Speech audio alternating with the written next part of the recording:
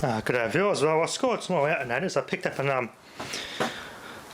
2 VS series alternators. I got a 100 amp one here. I've already wired it up so I can just use it for bench testing as a portable little crude sort of battery charger. Just jerry-rig it up like this. I got a crude battery charger. I've had to drill out a broken stud. That was a pain in the ass. I tried welding things to it and I got it out halfway and it snapped again, so well I just drilled the rest of it and tapped a bigger thread for that. Very careful not to go through all the way though, because it will damage the winding. So I've taken care not to do that. Put some leads on it, permanently on the sense wire, which would normally go to a switch, but in this case I'm just using it this way. Just turns it off. You go through the lamp, which you switch to the ignition anyway, so it works that way. So it's permanently on sense. It'll only excite when I connect the lamp wire through the lamp, so as I've done here. But she works. I got a pulley which I've it's the same pulley I got off the wash machine. I did a speed queen autopsy video a while ago. That's just a pulley off that motor. This is the same pulley I smoked up the old Ford AU compressor with. Same pulley. So she's seen some action, this pulley. I just drilled it out to a 15mm size and put it on the alternator. And that's tapped some threads and put some grub screws in it, and that's worked perfectly. And I've got another alternator which is near new. It's a 90 amper. It's I'll put it somewhere, but yeah, it's a genuine Bosch Australian made. Since it's near new, I got that and that 100 amp for $30, which is a pretty good bargain. Because you can buy those alternators new for like $200. 100 amp one's almost 300 around here. I got it somewhere, but it's yeah, it's just near new anyway. Got a fancy red stator. Most of the stators are black, but this other new one has got with that one. The stator was painted red, so it must make it go faster or charge faster. I might even paint this one here red and make it go faster. But yeah, I kept it out and had a spare. It's a 90 amp on that one, but I'm going to leave that as a spare for one of my cars, since it's pretty practically new. It's just had a fair bit of use on it. The brushes are about a quarter of what they should be, but still got plenty of life left in them. So I'll hook it up. You can hear it. This battery's already been topped up, so I'll charge this one here up. Hear a little squeal.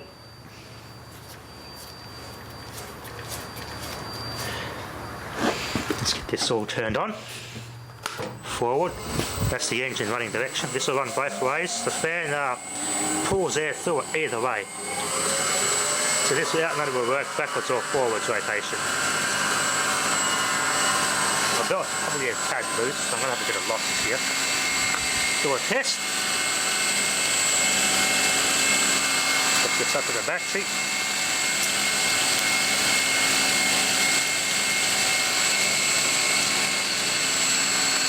Do a default 500 volt broken out test. Yeah, 14.49 volts, which is charging nicely. Yeah, and then it's kind of giving a false reading on the ESR there, but nothing to worry about that. We're getting the voltage, which is working. 100 amp, I might even put it on here, but not just yet. This is still plenty for my solar, this 90 amp one.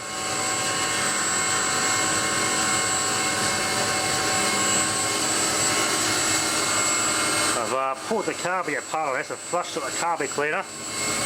I'm going to run the retreat half on, it runs fine, so I've still got to do some more investigation of that. There must be some varnish in there.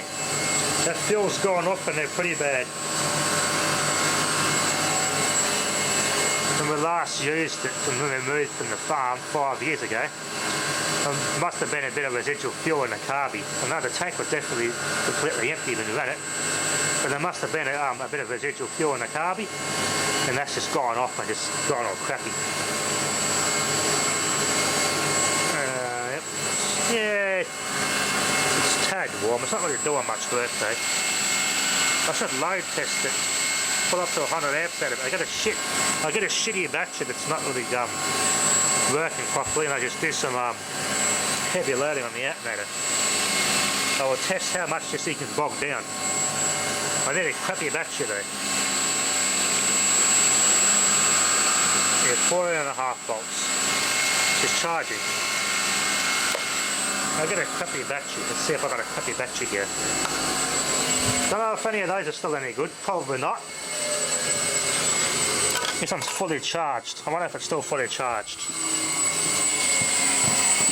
Probably not.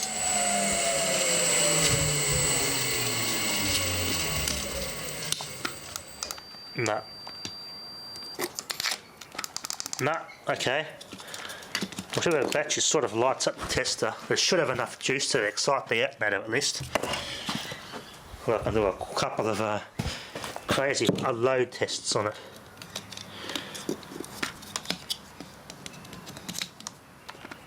That's too dead, it's not going to do anything. Oh, I know what I might even use a load test for, of course, the jump starter capacitor. Put my meter up to it and I'll monitor the voltage, and I should stop at 14.8 volts and turn the alternator off. I want to test that feature, I haven't done that yet. That'd be a good idea. In theory it should. This will fully charge fast in no time, and the alternator should stop working when this is fully charged. Let's just demonstrate that. Okay.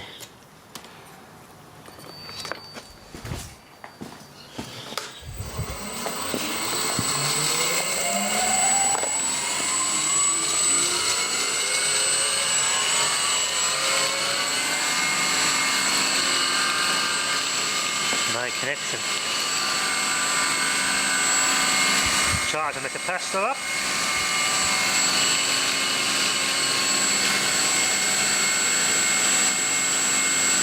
Looks like it's tapping off. The hose typically it's actually capacitor on the battery. In theory it's going to work. No battery connection. There we go. It's excited the alternator and it's going to put out to charge a dead battery. Right, I'm going to hook up to a dead battery and see if I'll actually try and charge it. Now, quite short to set the alternator will obviously stop working. There's not much current there, which is usual stuff. Put the power there. Yep, still got power. Put it out of the road. The alternator still generating power. It's capping at 14.6 volts as it should. That's working. We'll charge this battery and see. Well, it's not shorted. Yeah. It's not dropping down much either. It's not taking much of a charge. Okay, well, I can make this thing charge a dead battery just like that. Yeah, it's not taking much. That's kind of a cool thing. There's a residual magnetism that'll self-excite with no load once I get it started. That's good to know. As I said, if I use this alternator without anything hooked up to it, and I put a slight load in it, it'll probably die. I should test that theory. Let's do that. I get a horn or something, or a car horn or a headlight. Oh no, I got an electric motor, a DC motor. Can I get a DC motor? A DC motor on straight on the alternator, and I take the battery off and we'll see if the alternator can sustain that motor. In theory it should, it's a 100 amp alternator, so it's a good little bit of off, yeah, I've always wanted to do something, it's good for a little off-grid test. Where have I got that motor? There it is. So in theory I can hook that up to an old exercise bike and get a small SLA or something like that, charge up, excite the alternator, top that little battery up and then disconnect it all and just run it straight off the alternator. As soon as you stop it's going to lose all that residual magnetism, of course.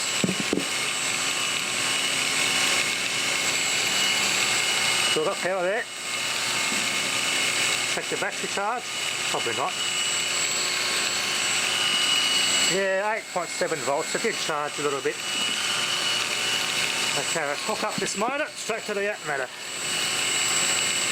Will it work? Yes.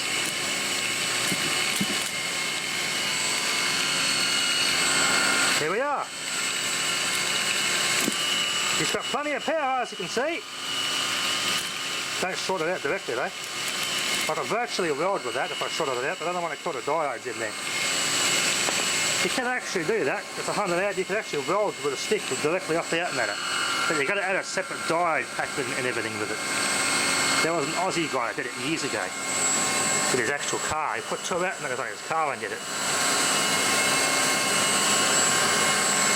So there we are. It's running the motor directly. That's just the alternator itself generating power with its residual magnetism inside the armature winding.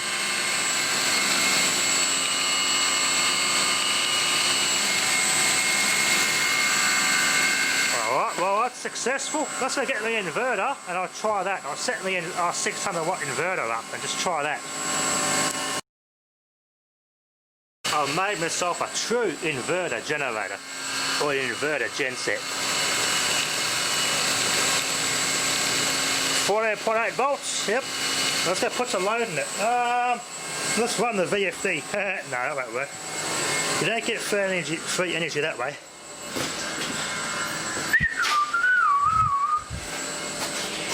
That's too big. No, that's 620, that will overload it. Need a little something, little something, little something, little something. Let me think of a little something. Oh, well, I've got a roughly 600 watt load. Oh, you know what? Where's my little heat gun? Ah, well, let's get an LED. It's not going to do much. Oh, I know. Maybe I ought to run this, maybe. I might surge it, but we'll see. Now that will surge 600 watt load, but it will surge it too hard. It pulls more than a 1200 surge rating of that to start that motor up. A blender. A Black & Decker slender blender with a 120 watt motor. 120 watt motor. Running totally off the grid of my inverter genset that I've made up. Here we are. Oh, she don't like it. Oop. Oop. Oh, come on, there's plenty of 100 amps going in that. How cool is that, eh? How cool is that? Bobby Dazzler. I made myself an inverter generator. Just need a battery to excite that alternator. Once she's excited, she gets all, let's just say. Yeah, you can see how I'm going with this.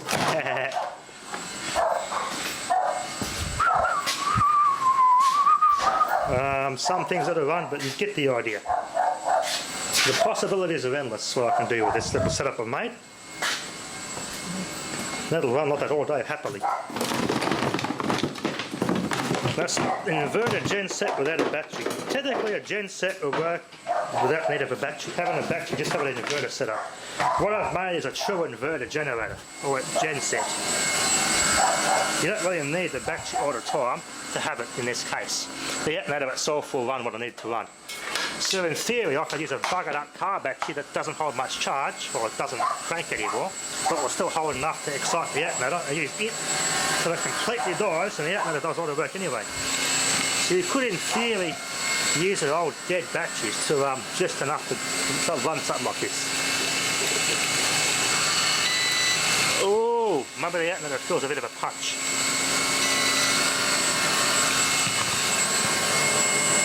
Not even warm. Where's my multimeter on there? Monitor that alternator. Nice little blinker circuit I've made there. Multimeter on there.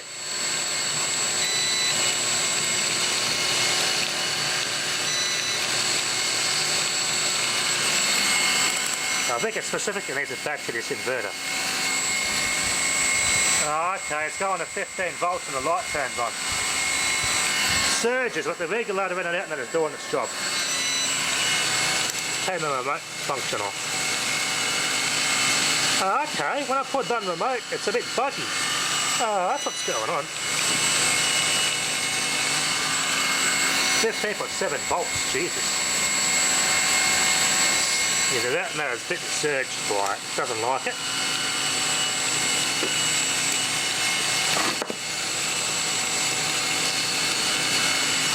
Even though it's full, show me some of the features on the alternator there.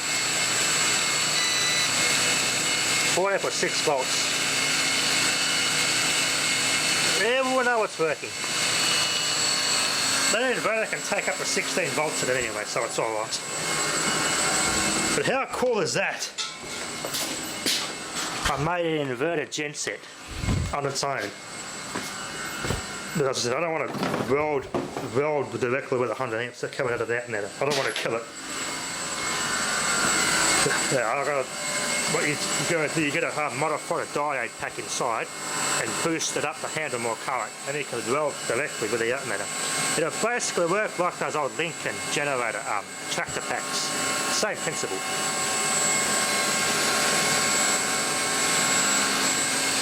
They're working. Now if I get a battery that's shorting out, or want a battery that takes too much current to charge like this one originally did, I can finish it off with this alternator. So I'm putting a 100 amp charge to it at 12 volts. And I can cook an old battery with it. Yeah, we're charging a dead battery now. Yeah. The way this thing surges, it kind of messes with the regulator of the alternator. So you kind of, as I said before, hook up a sort of a half-assed battery to it, just so it kind of takes a punch out of the alternator's regulator circuit, so to speak. So if I get a, as I say, get a buggered car battery, and now the alternator does all the work, and the battery just keeps the softens the blow on the alternator when it surges on the load on that. So that'll work in theory. So you technically wouldn't need a deep cycle battery if you're a poor man, so to speak. A poor man setup, you just use an ordinary car battery or something like this. That's actually starting to charge. My lead fell off. Phantom voltage is 2 volts. 48.6 volts.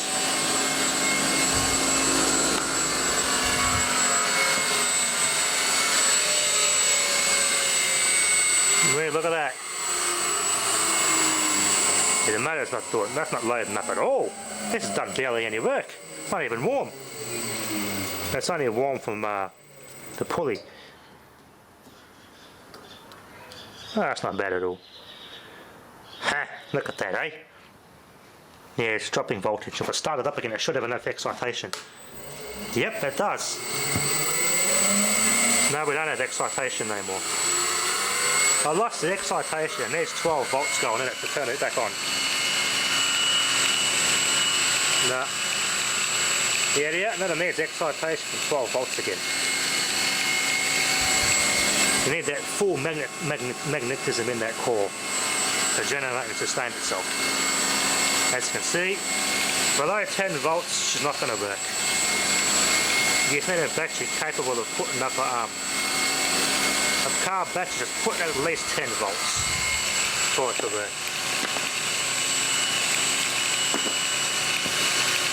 Nice. Dead. Power it off. Power it off.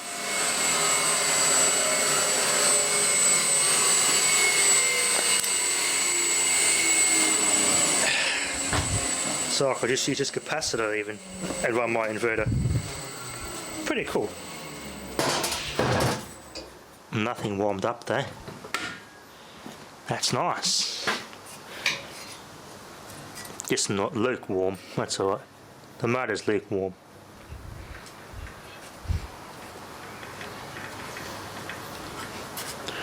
That's worked pretty well.